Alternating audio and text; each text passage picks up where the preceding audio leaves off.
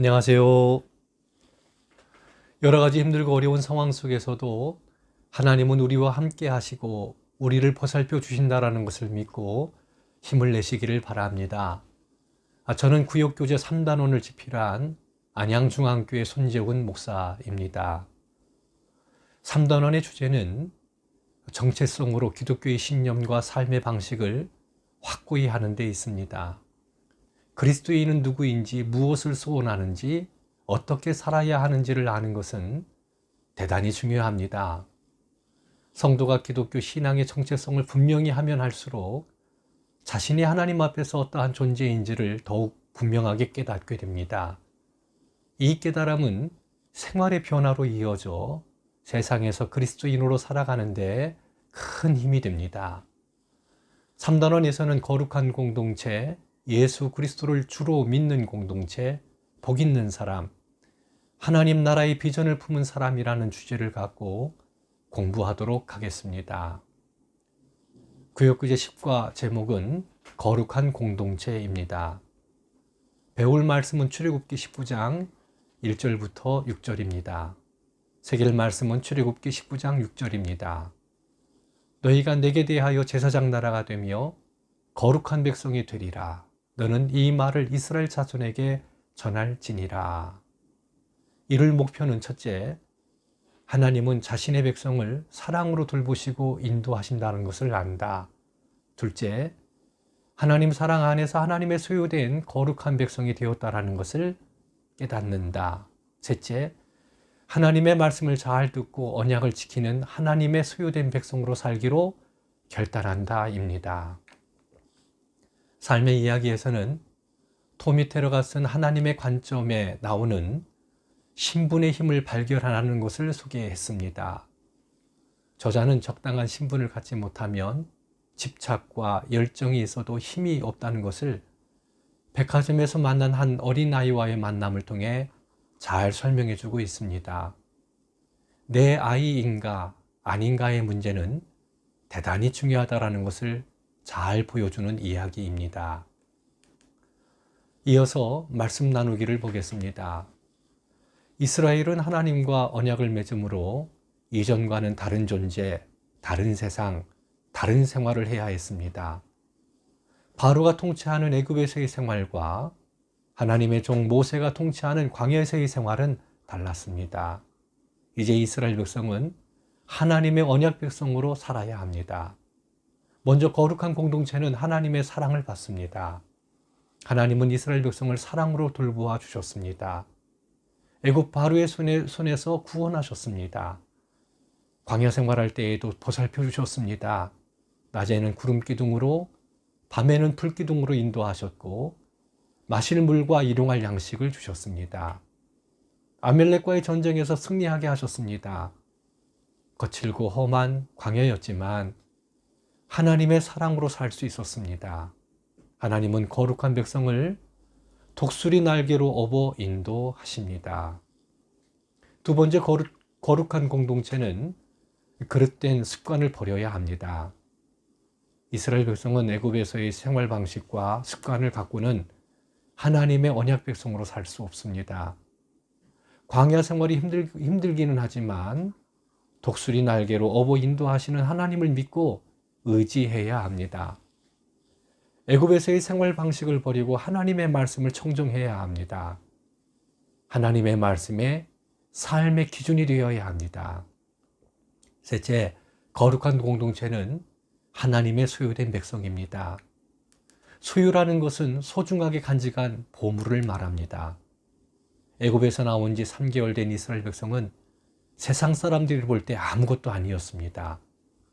먹고 살만한 터전도 없었고 하찮은 나라로 보였습니다. 어떤 선한 것을 기대할 수 없는 가난하고 무능한 나라였습니다. 하지만 하나님의 눈에 보이는 이스라엘은 어두운 밤하늘의 별과 같은 존재였습니다. 사도 베드로는 그리스도인을 향해 택하신 족속, 왕 같은 제사장, 거룩한 나라, 그의 소유된 백성이라고 말씀하셨습니다. 은혜 나누기에서는 삶의 현장에서 하나님의 백성답게 사는 것이 어떤 것인지를 꼭 나누어 주시기를 바랍니다. 구역교제 11과 제목은 예수 그리스도를 주로 믿는 공동체입니다. 배울 말씀은 골로새서 2장 6절과 7절입니다. 새길 말씀도 골로새서 2장 6절과 7절입니다. 그러므로 너희가 그리스도 예수를 주로 받았으니 그 안에서 행하되 그 안에 뿌리를 박으며 세움을 받아 교훈을 받은 대로 믿음에 굳게 서서 감사함을 넘치게 하라. 이를 목표는 첫째, 세상에 세워진 그리스도의 몸된 교회와 성도에게는 유혹과 도전이 있다는 것을 안다. 둘째, 예수 그리스도는 만물의 주와 교회의 머리가 되신다라는 것을 깨닫는다. 셋째, 예수 그리스도 안에서 아름다운 열매를 맺기 위해 믿음으로 살기로 결단한다 입니다. 삶 이야기에서는 오스왈도 챔버스가 쓴 산상수훈에 나오는 글로 선한 습관을 만들기 위해서는 분명하고 확실한 결단을 가지고 해야 하고 절대로 중도에 멈추지 말아야 한다고 강조합니다. 영적인 삶에 실패하는 이유는 연습을 하지 않기 때문입니다. 하나님의 능력을 사용할 수 있는 경지에 이르기 위해서는 계속해서 자신을 훈련시켜야 한다고 강조하고 있는 글입니다. 이어서 말씀 나누기를 보겠습니다. 예수님을 믿기 이전과 이후의 삶은 변화가 필요합니다. 인생의 주인이 바뀌었기 때문에 생활의 변화가 일어나지 않는다면 바른 신앙생활을 하는 것이 아닙니다. 이 세상을 사는 그리스도인들은 많은 유혹을 이겨내야 하고 예수님을 닮아가며 하나님께서 주신 사명을 감당해야 합니다. 삶의 우선순위가 달라져야 합니다. 먼저 교회는 세상에서 유혹과 도전을 받습니다. 골로새 교회의 주된 구성원인 이방인들은 과거에 지니고 있던 이방 종교적 전통의 영향을 받을 수밖에 없었고 거짓 가르침에 쉽게 넘어갈 위험성이 높았습니다. 이런 혼합 종교의 영향으로 예수님을 믿어 구원을 받고 예수님을 주인으로 모시고 사는 기독교 신앙을 타 종교보다 한 단계 높은 수준이거나 혹은 여러 가지 종교 중에 하나쯤으로 생각했습니다. 지금도 그리스도의 몸된 교회는 세상에서 이러한 평가와 도전을 받고 있습니다. 오직 예수님을 믿음으로 구원받는다는 복음과 예수님이 유일하신 하나님의 아들이시며 교회의 머리가 되신다는 절대성이 위협을 받고 있습니다. 두 번째, 교회는 예수 그리스도를 주님으로 믿고 고백하는 공동체입니다. 예수님은 보이지 않는 하나님의 형상이시며 모든 피조물보다 먼저 나신 이시며 만물이 예수님에 의해서 창조되었고 예수님을 위해서 창조되었습니다. 하나님은 십자가에 달려 죽으신 예수님을 다시 살리시고 지극히 높여 모든 이름 위에 뛰어난 이름을 주셨습니다. 그리고 만물의 주가 되게 하셨습니다. 세 번째, 예수 그리스도를 믿고 고백하는 공동체는 그 안에서 행해야 합니다. 예수님을 믿음으로 구원을 받는 것은 단 이례적인 사건이고 구원받은 그리스도인은 계속해서 자라가야 합니다. 농부가 나무를 심으면 나무의 뿌리는 그 깊이를 더해가며 계속해서 자라가야 좋은 열매를 맺을 수 있습니다. 심은 나무가 좋은 열매를 맺지 않는다면 아무 소용이 없습니다. 그리스도인은 이제 그 안에서 뿌리를 내리고 좋은 열매를 맺어야 합니다. 은혜 나누기에서는 오늘날 하나님의 교회를 유혹하고 도전하는 것이 무엇인지를 나누어 보고 일상생활에서 예수님을 주로 모시고 살고 있는지를 나누시기를 바랍니다. 구역교제 12과의 제목은 복 있는 사람입니다. 배울 말씀은 마태복음 5장 1절부터 12절입니다. 새길 말씀은 마태복음 5장 3절입니다. 심령이 가난한 자는 복이 있나니 천국이 그들의 것임이요. 이를 목표는 첫째, 예수님의 제자가 된다는 것이 복 있는 사람이라는 것을 안다. 둘째, 예수님의 사람으로 복 있게 사는 것이 무엇인지를 깨닫는다. 셋째, 복 있게 사는 사람에게 주시는 상급을 바라보고 믿음으로 살기로 결단한다 입니다. 삶 이야기에서는 김재용 씨의 책 하나님 나라의 자유를 찾다에 나오는 내용입니다. 천국이 임한다라는 것은 하나님의 나라와 땅의 나라들의 만남 혹은 부딪힘이라고 말합니다. 복음서들의 표현대로 하자면 하나님 나라가 이 땅의 나라들을 돌파하여 그 속으로 뚫고 들어온다는 것입니다. 성도는 이 땅에 살지만 하나님 나라의 법을 따라야 하기에 때로 땅에 속한 나라들의 법에 의해 박해를 받을 수도 있다는 그런 내용입니다. 이어서 말씀 나누기를 보겠습니다.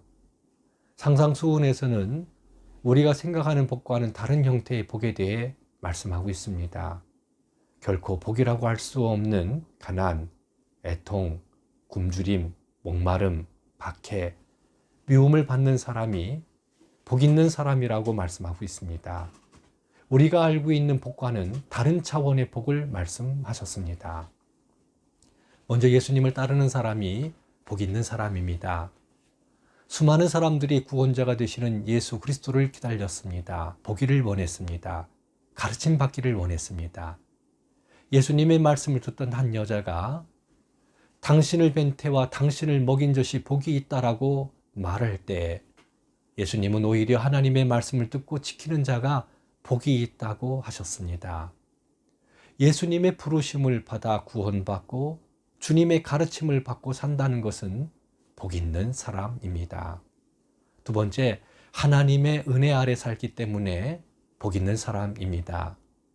산상수훈의 발복은 오직 하나님만을 바라보고 하나님의 말씀을 따름으로 인해 겪는 많은 어려움과 핍박이 있지만 반드시 하나님의 선하신 인도하심이 있고 보상해 주신다는 것을 분명히 말씀하고 있기에 하나님의 은혜 안에 사는 사람은 복 있는 사람입니다. 세 번째, 상급이 있기 때문에 복 있는 사람입니다. 믿음으로 사는 사람들에게 하늘의 상급이 있습니다. 그리고 이 세상에서 천국의 기쁨을 맛보고 누리는 상을 받습니다. 가정도, 일터도, 교회도 새롭게 변화되기에 복 있는 사람입니다. 은혜 나누기에서는 예수 그리스도 안에서 어떻게 사는 것이 복 있는 사람인지를 나누어 보시고 예수님의 말씀에 순종했을 때 어떤 변화가 일어났는지를 꼭 나누어 보시기를 바랍니다. 구역교재 13과 제목은 지혜로운 자의 비전 첫 번째, 하나님 나라의 비전을 품은 사람입니다. 배울 말씀은 마태복음 4장 17절부터 25절입니다. 새길 말씀은 마태복음 4장 17절입니다. 이때부터 예수께서 비로소 전파하여 이르시되 회개하라 천국이 가까이 왔느니라 하시더라. 이룰 목표는 첫째, 하나님 나라의 비전을 품고 사는 사람은 온전히 예수님을 따른다라는 것을 안다. 둘째, 가르치고 전파하고 모든 약한 것을 고치는 것을 통해 하나님 나라가 온다는 것을 깨닫는다. 셋째, 세상 모든 족속을 하나님 나라의 백성으로 품고 선교적 삶을 살기로 결단한다 입니다. 삶 이야기는 나원기 씨가 쓴 다시 보는 십자가에 나오는 글입니다. 주머니에 십자가를 하나 놓고 다니면서 주님이 나를 위해 치른 희생을 기억하고 날마다 내가 누리는 축복에 대해 감사하며 나의 모든 말과 행동에서 그분을 더 잘 섬기도록 노력해야 한다는 것을 깨닫습니다. 또한 나의 주님을 알고 있고 그분의 돌보심에 자신을 맡기는 모든 사람과 함께 누리는 평강과 위로를 날마다 기억하게 해주기 때문에 십자가를 주머니에 놓고 다닌다는 내용입니다. 이어서 말씀 나누기를 보겠습니다. 예수님은 가버나움에 사시면서 복음을 전했습니다.